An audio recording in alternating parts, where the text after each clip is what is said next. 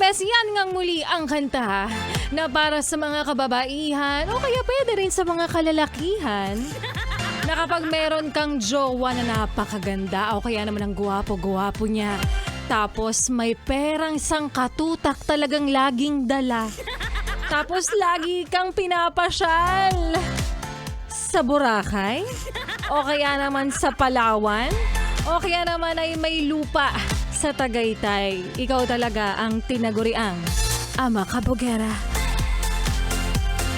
Young and fresh na sila, ikabarista pa rin bes ang iyong kasama, kapiling, kachismisan at kaututang dila rin hanggang sa mga oras po na ito at nakikinig ka pa rin patuloy syempre dito pa rin sa iyong paboritong istasyon, nakabonding ang 101.1 Yes!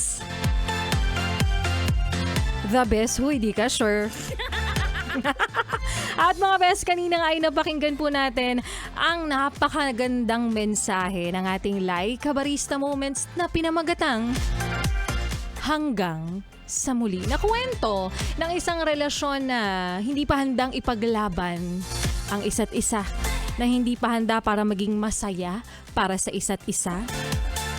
Dahil may kanya-kanya pang responsibilidad sa pamilya. Alam mo, ito talaga minsan yung nagiging ugat, mitya o kaya naman punot dulo ng away o sigalot ng magkarelasyon. Kapag hindi naman sa sinasabi mong pinipigilan mo siyang mahalin o kaya naman mag-provide para sa pamilya niya. Pero minsan talaga, at some point lang, nakakaramdam ka ng inis, no?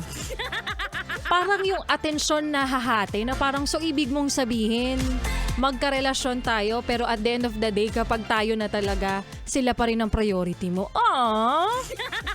Which is talagang ang sakit nga naman. Talaga, 'di ba? Lalo na kapag nalaman mong nagtatago pa sa'yo, aabutan yung kapatid nang hindi mo nalalaman.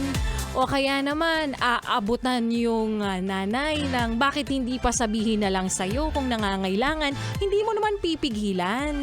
Pero it's just that, di ba, parang hatiin mo na yung responsibilidad kasi nandito na ako eh. Magpapamilya na tayo eh.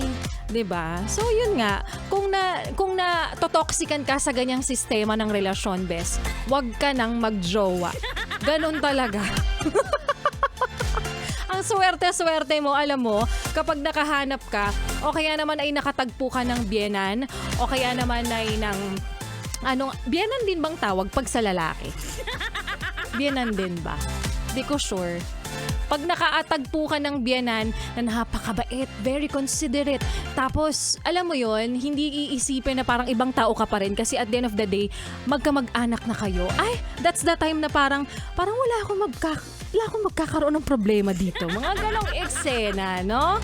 Ay, ganon talaga, bes. Well, kopya. Kopyang-kopya. O siya mga bes, maraming salamat po sa lahat ng mga tumutok, nakisubaybay, at sumama sa programa ni Laika Barista. At bukas ulit, araw po ng Sunday pala ako. Tingnan mo, gulong-gulo na talaga tayo kasi nga kaka-implement pa lamang. So sa Sunday, magkarinigan po ulit tayo 6 a.m. to 10 a.m. po sa 101.1 Yes, the best. Ito na nga ang susunod nating kanta from Maris Racal, Ate Sandali. Dito pa rin sa iyong paboritong istasyon, nakabonding ang 101.1 Yes! The best? Uy, di ka sure. Happy weekend! Enjoy the rest of your weekend, mga best. Awit